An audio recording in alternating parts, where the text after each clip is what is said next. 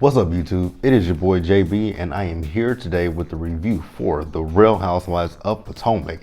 This is season 5, episode 15, I believe, and the episode was titled Portu-Girl-Bye.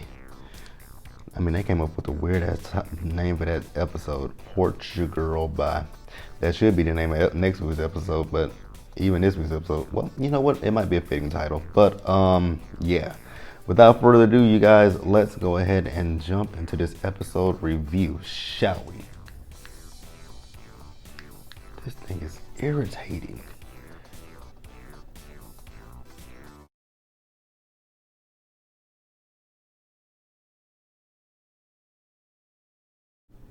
All right, you guys, so I'm gonna start up with Monique first and foremost and get her out of the way. So we see Monique. So Monique is going to have lunch with Karen. And, they sit down. Karen is asking Monique, how is she feeling? Monique said that she's, able to eat. I don't know what that meant. I don't know if Monique was trying to say that, after this whole altercation with Candice, she wasn't able to eat. But I mean, wasn't her adrenaline pumping? That's neither here nor there. I just was confused when she said she's able to eat. And she said she's doing better, but I was really confused about that part where she said she was able to eat. I was like, huh? But okay, cool. You good. So then, Karen is telling Monique about this girls trip that Ash has put together for them to go to Portugal. And, Karen wishes that Monique was able to come. But Monique says, you know what, I'd rather be here, taking care of my family, which that might be the best thing for you at this point, just to be at home with your family, stay out of the drama that's going to happen. And so then Monique wants to bring up, what Ashley mentioned to her at her live podcast about Karen and the fact that Karen told Candice that she should seek legal help. And I was happy that Karen, stood steadfast in what she said. Karen said that, if it was me, I would have been calling for security. And then Monique was like, but Karen, you wouldn't have egged on no situation. And correct, Karen might not have egged on the situation, but I mean, what do you call egging a situation on? I know people are gonna be like, well, Candice kept saying, what you gonna do, drag me, Monique? That's not necessarily egging the situation on. And even if you want to say that that's egging the situation on, Monique should have had more restraint in that situation to say, okay, little girl, you want to say I'm not going to drag you? No, I'm not going to drag you, but I could if I wanted to. So that is what I have to say about that. Monique could have exercised more restraint. Period, point blank. So, Karen is talking about her friendship with both Monique and Candice. And Monique tells Karen to be careful of her friendship with Candice because, they were in a great space last year. And, look at them now. I don't think the situations are similar at all. Like, not at all. No situation. Yeah, this is not even on the same page. This ain't even in the same book. The shit that happened between you and Candice is actually really stupid, trivial, and dumb as fuck, to be quite honest with you. But that's neither here nor there. Like, I'm really tired of talking about this. Be honest with you guys, I'm tired of talking about this altercation between Candice and Monique. But yeah, this thing is just really just driving me crazy. But let's go ahead and move it along, okay?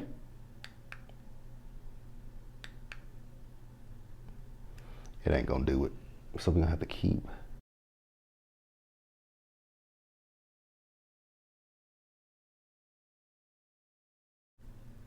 All right, next let's talk about Candice. Now, Candice's individual scene in this episode, it wasn't a whole lot. I know she was on the phone. I think she was on the phone with her mama, and she was packing for Portugal. And, she's just trying to, I guess, calm herself down from the situation of finding out that Monique had pressed charges against her. Do I feel a type of way about that? Not really. I mean, I get that she's upset, but I mean, Candice, hey, although Monique might not have a leg to stand on, she can, I mean, rightfully press charges against you. Again, she doesn't have, I don't think she has a leg to stand on. And I'm pretty sure that the judge saw, the footage and realized that that's why both cases were thrown out of court.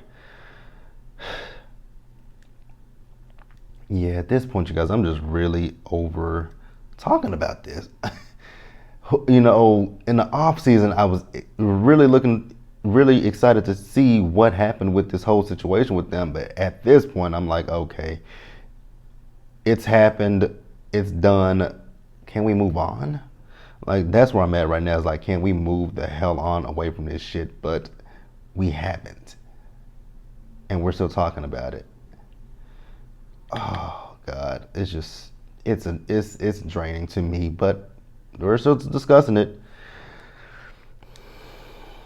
All right, you guys. I am going to go ahead and move on to the next scene, and it still ain't working.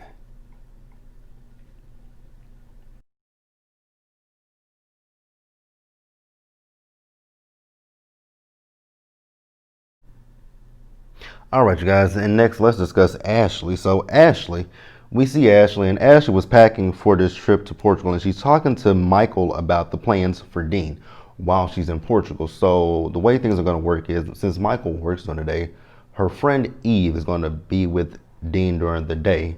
And then once Michael gets off of work, Michael comes home, Michael puts Dean to sleep, and that is that. And I guess they start the routine over the next day. And Michael is asking her, has she left I guess like a to-do list when it comes to Dean? I don't know. If when you look at it, you would think Michael just does not give a shit about that child. Like, because I mean, just looking from the outside in these episodes, you would think that Michael just says fuck Dean, because it just does not seem like Dean is a priority to Michael whatsoever. And then she's talking about the fact that she wishes Monique was coming on his trip, and Michael is talking to her about well, Monique is not coming because of things that Monique did. 100% correct. That's why she's not coming on his trip. And then Candice also I mean, not Candice, but Ashley goes one step further, telling us that Monique asked her to write a statement about what happened last year at Candice's house, which we've been talking about this for a while, about the butter knife situation. And I'm like, wow. So both of y'all I was floored when I heard it. I'm like, the butter knife situation. Like, Ashley, can you write in that statement that you were asked to leave and you came back into the woman's house, and that's why she was wielding the butter knife at you? This shit is just it's tiring at this point for me. Like, I have never been more exhausted, more drained with the situation in my life. Like, it is just overkill at this point. I don't get it. And I'm, like I said, you guys, I'm really tired of it. I'm actually ready for the reunion, so we can get this, so we can bury this, bury this and let it die. Cause it's annoying at this point. Like, I don't know any other way to say it, but I'm over it. I don't know about you guys, but I know that I am over it. Like, thoroughly over it. This motherfucker just doesn't want to work today. But I'm over the shit. But let's move on.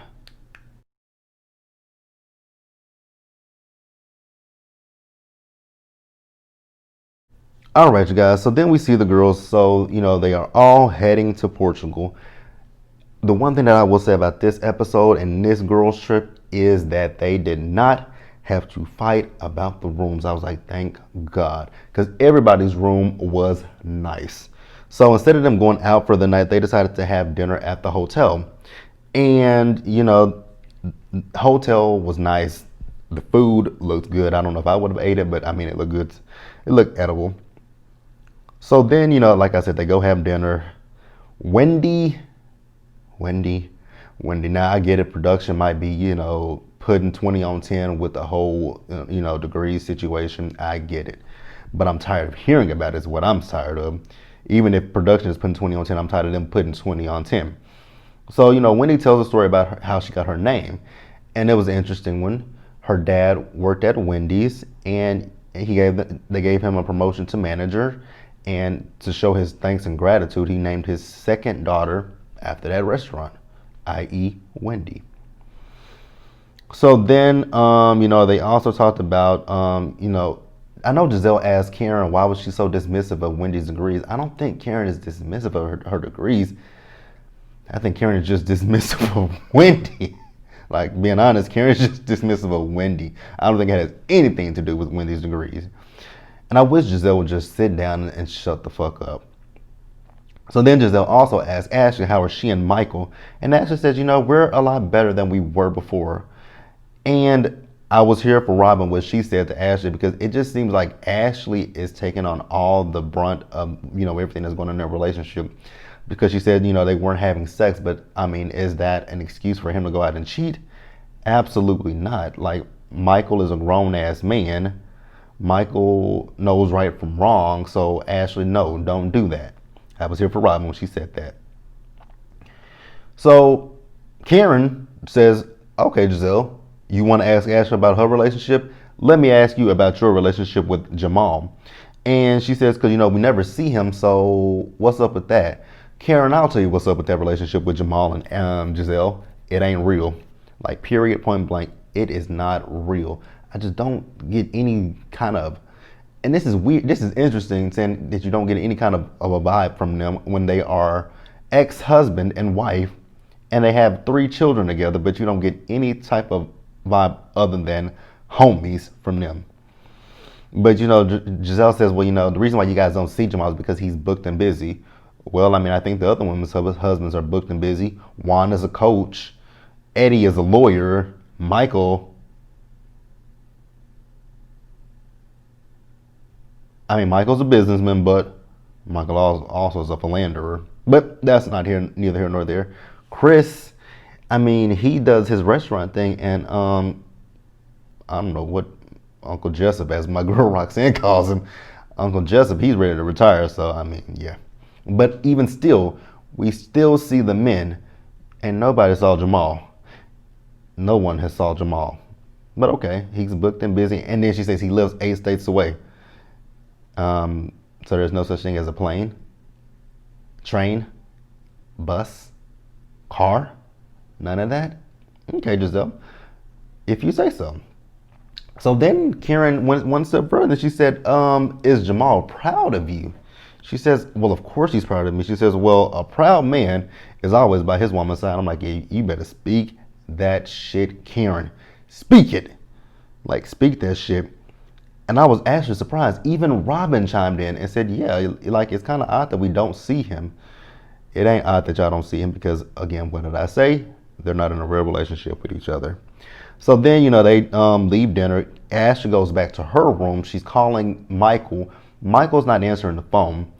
And then she calls her friend Eve. And, she checks on Dean. And she says, Dean is really fussy. And Michael hasn't made it here.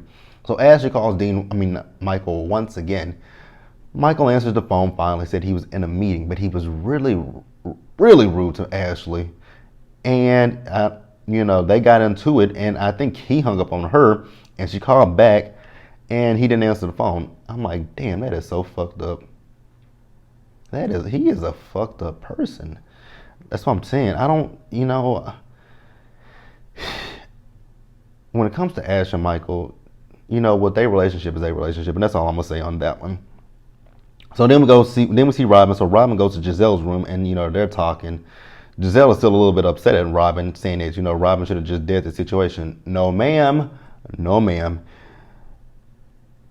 If you're gonna be in the other women's business, they can be in yours. And that's exactly what Robin said. Like, don't let Jamal be a mystery. Well, girl, he's going to stay a mystery. Because, again, what did I say? They're not in a relationship. They're not in a real relationship. This is a storyline for her. Let's move on.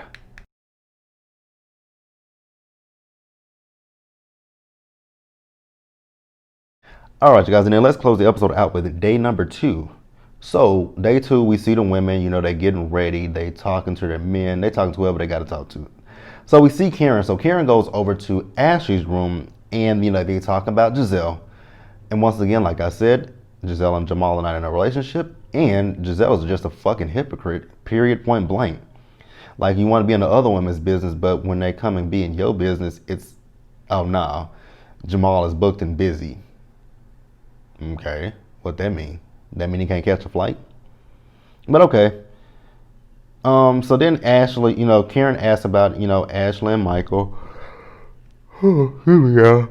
And she tells her about what happened the night before. And once again, it just felt like Ashley was placing blame on herself, talking about she, went off on Michael. But I mean, if you guys have a schedule and Michael was supposed to be home, if he was supposed to be home by 7 and he's late, he could have communicated. Now, the thing is, Michael could have communicated that. He said he had a meeting, but if you had a meeting that ran a little bit late, tell your business partners, you know what, hey, let me step out for just a minute. Like, my wife is out of town, and my son is at home with our nanny, and she's waiting for me to come home to relieve her. Let me just call her real quick and tell her that I'm going to be running just a little bit late. How about that? Like, your business partners are not going to look down too much on you about your child. But Michael, like I said, doesn't give a fuck. So then we see the ladies, and I don't know what you call those things. Like it's like I guess like a ferry or a sky car. I don't know what they are, but they went individually in them, 3 at a time. Well, they went in one. It was 3 people in one. So in one of them, I think it was Robin, Karen, and Candice, and the other one it was Ashley, Wendy, and Giselle. So they all have different conversations.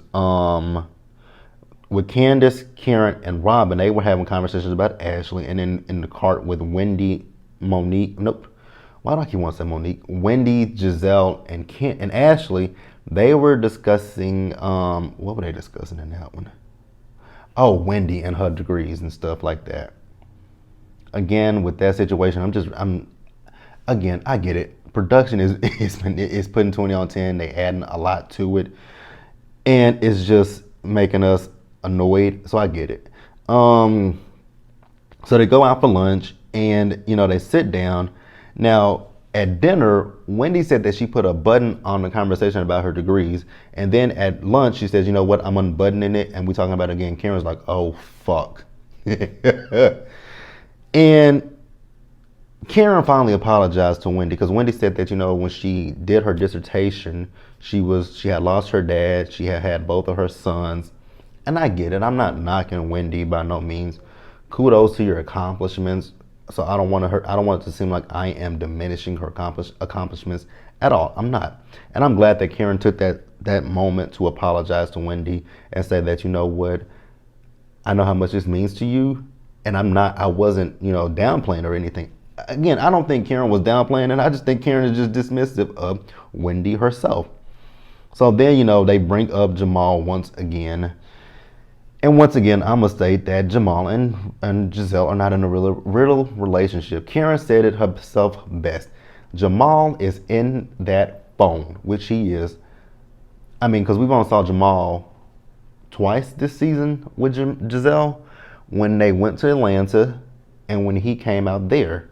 And we didn't even really see him when he came out there. All we saw was when he was going back to Atlanta. So yeah, that shit is just not real to me. You can't tell me otherwise. But if you guys have proof that they are in a real relationship, I'm all ears and eyes. But yeah, you guys, that's gonna wrap it up for the episode. Cause she did call him on FaceTime so that the girls could see him. I'm like, what the fuck does that prove? Not a damn thing. But that is going to wrap it up for me. Be sure to like this video. Leave your comments in the comment section below. Subscribe to the channel. Hit that bell notification button so you guys are aware of when I drop videos. And until the next one, you guys, do me a solid. Stay safe out there. Take care of yourselves. Wash your hands. Wear your mask. And socially distance. And until next time you guys see me, might be sooner than you think, I'll talk to you guys later. Bye. Gotta do it with my hands. Ain't that about it?